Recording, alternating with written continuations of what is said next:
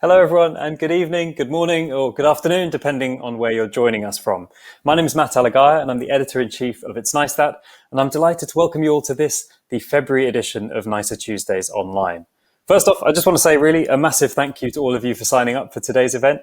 It's going to be a very special one as we're continuing with our new format for Nicer Tuesdays in 2021. If you haven't heard about this already, we've made a couple of minor changes. Nicer Tuesdays will still be held on the last Tuesday of every month. That much will stay the same. What's different is that this year, each event is going to have its own theme. And instead of 4 speakers, we're going to be joined by 2 creatives. But we'll be talking to them in more depth, discussing their work and the issues raised by it, and giving you folks at home more of a chance to ask your own questions as well. Tonight's event has a fascinating theme and one that feels much needed given our times, the times we're currently living in, the role of humour in the creative industries. We're going to be speaking to 2 creatives who know more than a thing or two about humour and making people laugh. In a moment, we'll hear from the California-based illustrator Min Hyo, who will talk us through some of her funniest and most uplifting comics and illustrations. Then we'll be joined by Charlie Perkins, head of comedy at the London-based production company Blink Industries. I'll be having a chat with Charlie, and you at home will also have the chance to put your own questions to her as well. So it promises to be a very, very fun evening. Yeah, it's time now for our second speaker this evening. Charlie Perkins is the head of comedy at the London-based production company Blink Industries. She's worked on viral cult phenomenon Don't Hug Me, I'm Scared, the alternative comedy show The Paddock, which was commissioned by E4, and most recently Off the Air, showing on Adult Swim. The latter brought together a number of fantastic artists, directors, and animators, including Nadia Lee Cohen, Raman Jafari, Jack Sachs, and Joe Pelling, the co-creator of Don't Hug Me, I'm Scared. In other words, Charlie is no stranger to the role comedy can play in creative work. Hi, Charlie. Welcome to Nicer Tuesdays Online. Hi, thanks for having me. How are you? Thanks very much for joining us. Yeah, I'm well, thanks. How are you? Yeah, good. I actually put perfume on for this, and I live on my own, so it's yeah, quite an honour. Thank you. Haven't done that for about 6 months, so yeah, it was nice to do. I was going to say, I'm pretty sure I have 10 bottles of empty perfume somewhere. I definitely haven't worn that in many, many months. No, cool. Yeah, nice occasion. Yeah. I guess, for everyone at home, our new look, Nicer Tuesdays. So Charlie isn't going to be doing a talk this evening. Instead, I get to ask her lots of questions, and so do you at home. So just another reminder, if a question comes to mind, pop it in the chat, and I'll try my best to ask it before our time is up.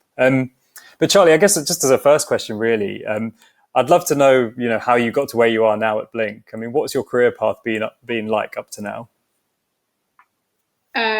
So I started kind of doing sketch comedy at university. There was my mum was at Bristol before me, and obviously before me, it'd be weird if it wasn't. But she said we could join this group called Reunions, which I was in it and I loved it. And it was kind of about sketch comedy and music, and it was this sort of this fun thing we used to do. And when I got to Bristol, I asked about it, and they said, "Oh, it doesn't exist anymore because in 1977." Somebody, the secretary of the society or whatever, raised all the money to take the show to Edinburgh and then stole it all and left uni and just went on a big holiday. So I was like, oh, that's really interesting. And then so I revived it. And so I did produce sketch comedy at uni, basically, and had a really great time doing that. Took stuff to Edinburgh and produced shows in and around Bristol. And then sort of stuck with live comedy for a while. So I worked for a company called The Invisible Dot for about 4 years, which was an amazing place. Doesn't exist anymore. This really beautiful venue in Camden and then in King's Cross, where it was kind of celebrating live comedy as an art form and treating it more like theatre, which was really distinctive and amazing at the time. So that was kind of my breeding ground, I suppose. And then I moved to the BBC, where I worked in radio comedy for a couple of years, and that was a great experience, just learning how to produce a radio show and the kind of importance of that medium, I think. And then I moved into scripted comedy, where I worked at Tiger Aspect for about 6 months in kind of scripted development, and realised that kind of angle wasn't particularly for me.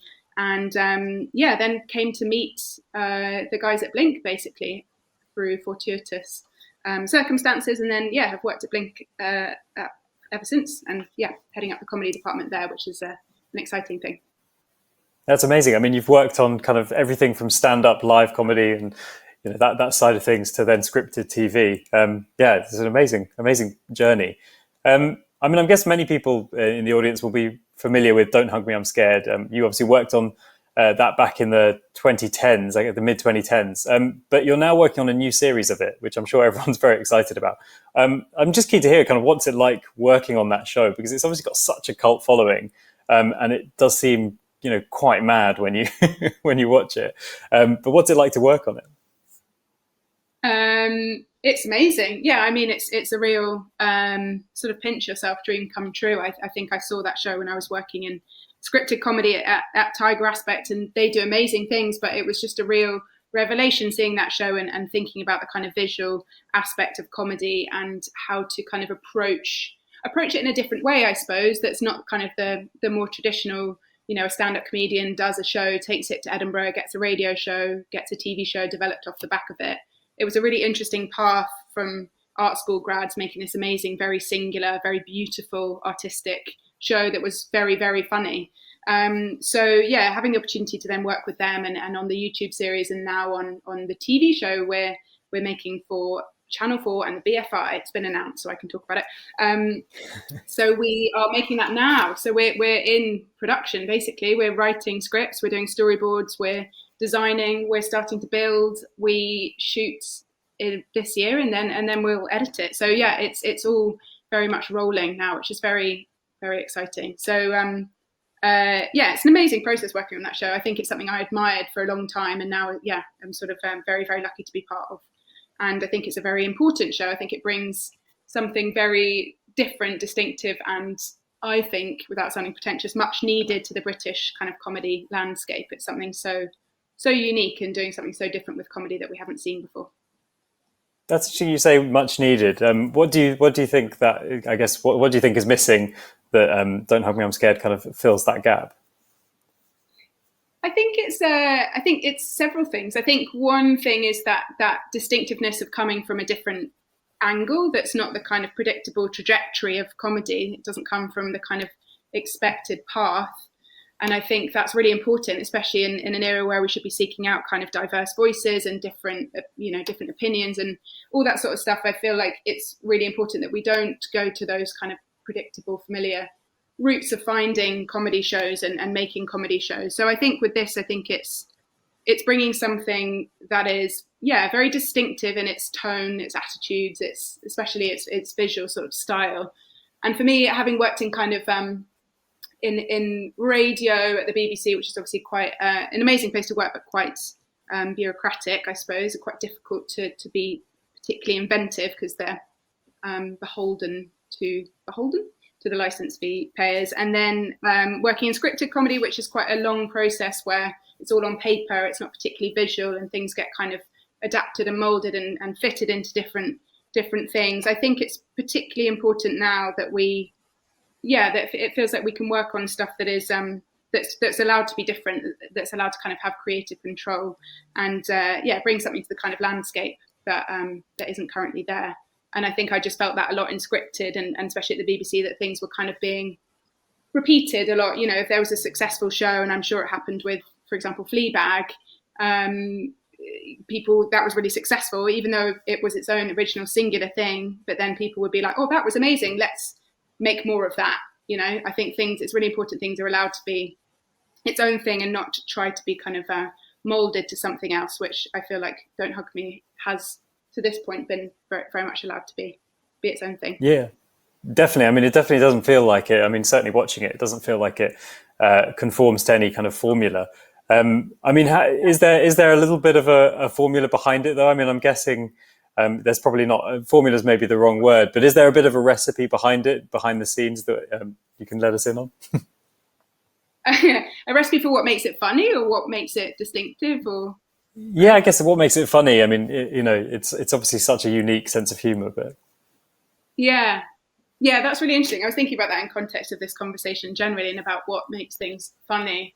Yeah, for me, I think the first thing that drew me to it was that sense of it being funny for different reasons, as in like it didn't conform to anything I'd maybe seen in Edinburgh or on the live circuit or on television before. And I think it was because of the creative control I think they had in making that show. It felt very unique to the voices who were making it. It felt very original in its tone and language and its take on the world. I think that kind of that thing of being allowed to have to be distinctive, to have kind of creative control, and to have ownership over the kind of creative voice you're choosing to put forward, I think is really important. I think it's just distinctive in that sense, and I maybe we could talk about this a bit later, but I think it's so important for me, this show, because it feels like, although it's very successful online, obviously, it feels like it really, really appeals to a certain number of people, I suppose, people who really love it, people who really think it's like incredible and amazing. And that's still a huge amount of people. But in general, for me, it's so much more rewarding and exciting to work on something that feels like it will be very focused in people who really love it, rather than a big, broad thing that lots of people might enjoy, but maybe not love. Working on something where you get to work on something where it's like, I know people will love this and adore it, and it will mean so much to them. It's kind of finding that balance between choosing projects where it's like, this could be very successful, but it won't mean that much to people. It might be quite, it might just be entertainment, I suppose, and working on something where you feel like you're really making something that will really appeal to people. Yeah, that's such a good point. I love that, the fact that you sometimes get this, something that's maybe quite niche, but has such a huge, cult following, like Don't Hug Me has. While we've been talking, there have been some images coming up from Adult Swim on the screen. And I'm keen to talk about Off the Air, which is, something you've been working on more recently. I guess just first off, if for anyone who hasn't seen the show, it'd be good to kind of play a very quick trailer, just so that people know a little bit about the show before we get to talking about it. Sure.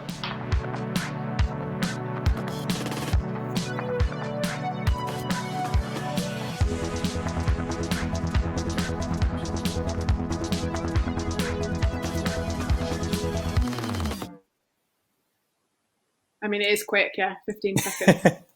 A 15-second quick trailer, but I guess it gives people a bit of a sense of what Off the Air is like. Why don't you tell us a little bit about the show and how you and Blink Industries have been kind of, I guess, working on it. You had a 10-minute slot, didn't you? Yeah, I mean, it was a really amazing opportunity. So we love Adult Swim. I think as a company, we see ourselves quite aligned with them in terms of our kind of comedy output and the kind of visual treatment we give to our comedy projects. And I've loved this show for such a long time, Off the Air. It's a really amazing platform for new artists and writers and performers. And Dave Hughes, who at Adult Swim, he's run it for 10 years. And it's just it's an incredible thing. I think it's a really beautiful kind of amalgamation of lots of things. And I think it's how Adult Swim find a lot of their talent, through giving them kind of opportunities through this show. So they very, very rarely have guest curators. They've had 2 in the past, and then us. So we were very honoured to be asked, and it was kind of off the back of stuff we've done, Don't Hug Me, The Paddock, and things that felt kind of, I suppose, culturally sort of aligned with them, that they offered us the opportunity. And it was my dream job, really. It was really amazing. So just got given a decent amount of money to just sort of commission a load of stuff on a subject of my choosing. Commissioned stuff and licensed stuff. So it was some stuff that was existing. Majority was commissioned, especially. And it was a beautiful thing. Just got to kind of pull together a list of people I really loved and find a whole load of new artists I didn't know or hadn't worked with before. And charged them with a brief that was, here's the topic, this is what I want to do with our episode, and got all this incredible stuff back. And then I edited it together into, it's 11 minutes. But it was a really amazing opportunity, and I'm really proud of it, because I think it does what I hope to sort of set out to do with it, which was kind of merge Adult Swim and Blink Industries and what we do. And the most important thing there for me was comedy and was humour, and was making this episode, I suppose, more comedy focused, is the way we've referred to it with Adult Swim, than other episodes would have been. So a lot of the stuff that's in there is, I suppose, more comedy kind of driven, or is funnier than other stuff you would see in other Off the Air episodes, which was a great brief to have. And I think it really helped kind of inspire people to find that balance between something that was unsettling and unnerving, but also funny. And for me, for the edit, it was a really interesting process of how to kind of bring people in with kind of bigger, colourful, funny things, and then take a very dark turn in the middle, and then kind of come up smiling at the end. I really enjoyed doing that and kind of playing with the pacing of the comedy across it and how it worked. It's really It's interesting. great. I mean, that pacing is definitely something that you're aware of as a viewer. I mean, to give people an example, like one of the kind of maybe more bizarre parts is there's a dog with a USB port in the back of its head, which is just pretty strange to see. And then I guess some of the darker moments, are you thinking of Raman Jafari's part of that? Yeah, exactly. Yeah. Yeah, Romance, which I think is so beautiful. I think it's probably my I can't say that, can I? Favorite piece in it? I said it. I think he's so brilliant, and I'm really proud of that in particular because he had a very particular vision for it, and across the kind of process of him making it, he kind of diluted it a bit and made it a bit more maybe palatable and a bit less kind of deep and dark and kind of pensive as it has ended up being. So we kind of pulled it back from that and pulled it back to what he really wanted to do, which I was very pleased we did.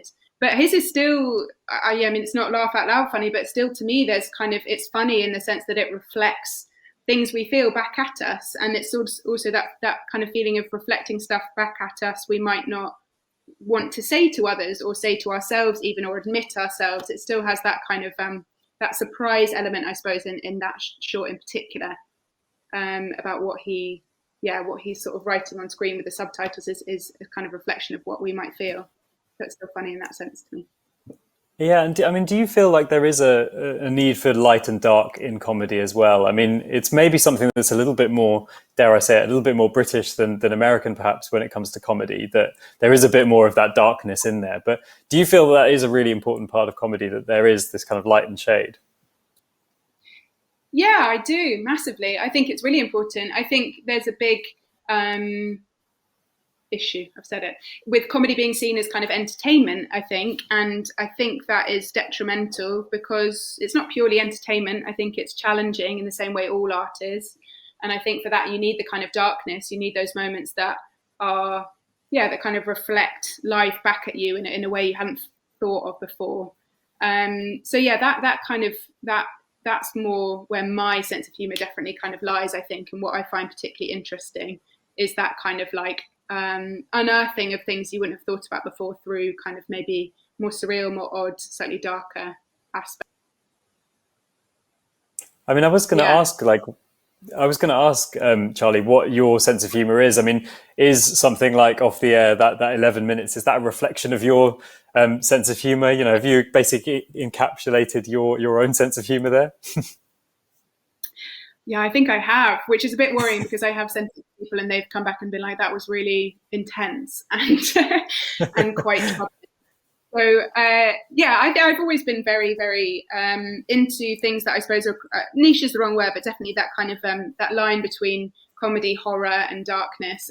So like I suppose The League of Gentlemen and Nighty Night and and shows like that, Camping, a lot of Julia Davis stuff, basically, where it is like treading that line between being quite disturbing and very funny, and trying to figure out why that is and where that kind of sits. But to me, Off the Air was a dream thing of being able to kind of lure people in with something kind of light and funny and then turn it darker. And I think that's the kind of attitude I think I have to a lot of stuff I work on, is doing stuff that's kind of a bit odder and surprising and more surreal, I think. Yeah. Was that something you passed on to the artists involved in terms of how you briefed them in? I guess you obviously had your brief from Adult Swim, but then when you handed that brief on, was it quite flexible to those directors and animators, or were you being quite specific about, I'd like your film to have this kind of atmosphere and tackle these issues? It was kind of a bit of both, actually. It was really, it was kind of dependent, I suppose. So commission stuff, that was more me seeking stuff and then finding how it could fit in and sort of instinctively being like, I love that, I want to make that work, whatever happens. And then the commission stuff was quite a specific brief for me in terms of making it more comedy focused, but still keeping the kind of tone and atmosphere of what Adult Swim did with Off the Air generally. So that kind of implied that slightly darker tone, I think, because that's what they sort of do. You go down that rabbit hole with these shows. So it was a brief for me in that sense, and then people would pitch kind of ideas, and a lot of the time I would kind of pick stuff out of those, and then we'd work on those specific ones. So it was kind of tailoring people's ideas, and and then ultimately the edit was a big part of that as well, being able to kind of find places for things and what butted up best against each other in terms of the comedy and the styles and how to make the audience kind of feel, taken along for the ride was a big part of it. I mean, it does sound like an absolute, dream project. Just a reminder, everyone watching, if you do have any questions for Charlie, pop them, in the chat. And we've got a few more minutes left, and I'll do my best to ask them. But yeah, Charlie, one thing I'm really fascinated by is the kind of the difference between the experience of humor or comedy and the crafting of it. I mean, if you take stand-up comedians as an example, they spend years crafting a set very meticulously, but then the audience kind of experiences it as a real lightning flash. A lightning flash of inspiration. And I guess the same is true for some of, the animation projects, stop motion projects that you've worked on, which must take a long time to make. How do you kind of stop something from losing the humor while it takes that long to create? That's a really pertinent question because we're scripting this show currently, and it's hard because sort of feeling like you've gone over something over and over slightly loses the magic of it and remembering what was so special about things. But in general, I think what I find personally very appealing is taking silly stuff incredibly seriously. So I mean that in terms of like something that is on paper or on screen dumb and quick and just funny, but really applying a lot of rigor and production value and time and effort to it. So I think Don't Hug Me, I'm Scared is a great example of that in the way that everything is handcrafted. We make every set, every puppet, every prop from scratch. It's all handmade. And so there's something about the effort and the energy and the time and love, passion, commitment that's gone into that really shows, I think, and really like connects with the audience. And I think that's really important. And in a bunch of other stuff I've done, like we did this short film with Jamie Dimitri called Jarosy, and it's very, very, very silly, but we took it very seriously in terms of the production. There's a moment where all of his food in his kitchen starts dancing with him and he sings a song. And, that took hours to film, hours and hours and hours, because you have to puppeteer all this individual pieces of bread and a banana and a piece of feta.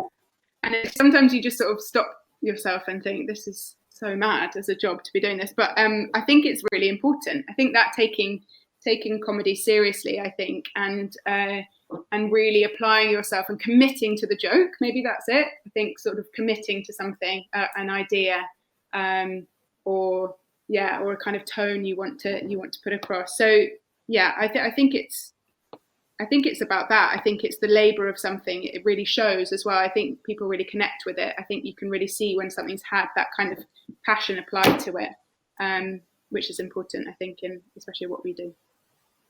Yeah, absolutely. We definitely just saw a picture of Jarosy come up on screen there as you were talking about it. Some great questions coming in from the audience here, Charlie. So David asks, do you think comedy can have a role in telling more serious narratives? I guess this is something we've touched on already. But maybe just kind of, I guess, like a few more thoughts from you on the serious narratives that you can tackle using comedy. Maybe even some examples from stuff you've worked on.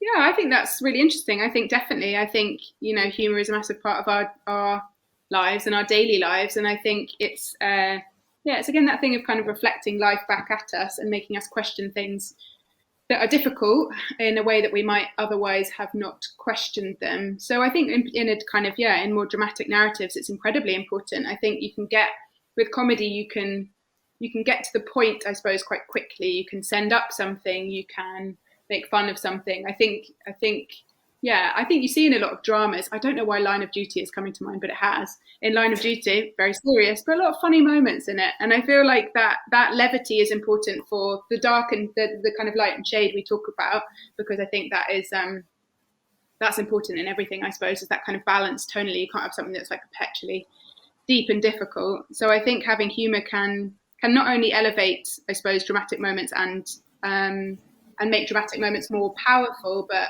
comedy in itself can be very powerful in the sense of kind of reflecting questions and life concerns and stuff back at us that we might otherwise have not thought about or not addressed. And I think that's important in kind of all narratives, basically, all storytelling. I'm being so all-encompassing now, everything in the world, but all storytelling, I think, needs that balance. I think you'll have light moments in most things, basically. So it's very important.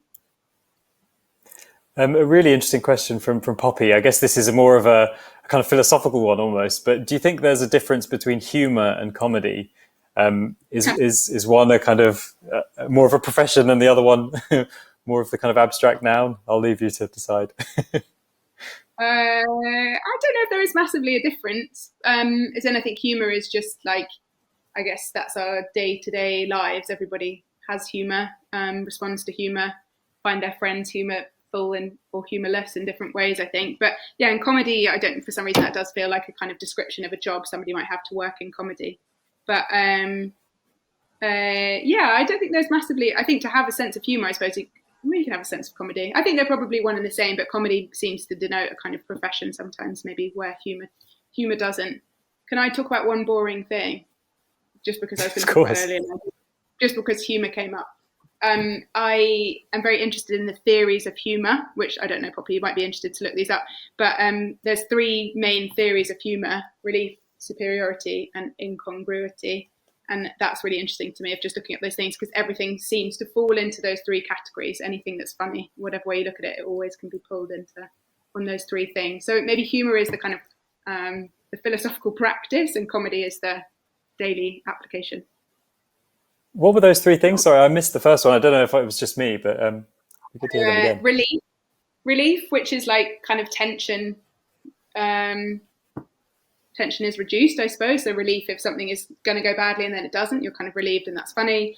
Superiority, which is the sense of kind of laughing at others, or specifically, I think, at others' misfortunes, that because it's not happening to yourself and you feel superior because of that. And then incongruity, which I suppose is the one I'm most interested in, which would, I suppose, be described as kind of surreal or absurd stuff that's kind of challenging expectation. So it's something different to what you expected to happen. That is really interesting. Yeah, great food for thought there. Showing off. Just time probably for a couple more questions, I'm afraid. But James, really good, very straightforward question, but probably quite a difficult one to answer. What is the stupidest thing you love? And I don't think this necessarily has to be a show. It can be, I think, anything in James's mind. Stupidest thing. It's really hard to see screen and just being like, well, that is the stupidest thing, the thing that was just on there, that's very stupid. Just the idea that at the start of a show we did, a giant microphone walks on to stage and then pulls up to its mouth a tiny person instead of a microphone, taps the person on the head, the person says, hey, and then he taps on it to be louder, and the little person says, hey, how's it going, like introduces the show. So I guess a giant microphone holding a small person instead of a microphone. Is that funny? I think that is funny. Yeah, I mean, definitely. I'm laughing. Think of something super stupid. I think Jarity is the stupidest thing I probably definitely ever worked on, maybe ever seen. Sorry to recommend one of my own things, but I think that is the epitome of stupid. It sounds incredible.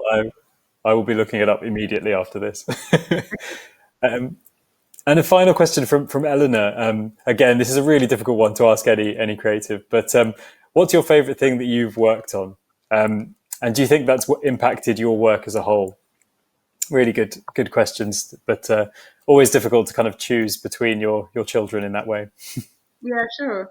I think just as a kind of longevity thing, I run this live comedy night called The Paddock, which I've run for a long time now, about over 5 years, and it started out as a kind of reaction to there not being that many properly new material nights in London where people could go and really try stuff out and be kind of creative and inventive and feel no pressure. So there was no kind of industry, and it's not big ticket prices, so where they could really try stuff out and feel kind of free to do that. So I set up this place where people could come and do exactly that, and there's no it's not publicized, that it's free tickets, it's kind of friends and kind of close allies only, and people who kind of see a lot of live comedy. And anyway, so I run that monthly, and it's, well, obviously not now, and it's very fun, and I think it's a really freeing platform for people, and I think it's been a great process, that. So I've run that for a few years, and then kind of translated it and developed it into a TV proposition for Channel 4 and then for E4. So it's had 2 series now, both very different guises, but both with the same kind of attitude of creating a platform which would kind of support and nurture new comedians, and allow them to be kind of visually distinctive in what they did. So it wasn't just a kind of classic kind of mixed bill of lots of comedians getting up in front of a mic. They were allowed to kind of bring their own visual spin onto what they did.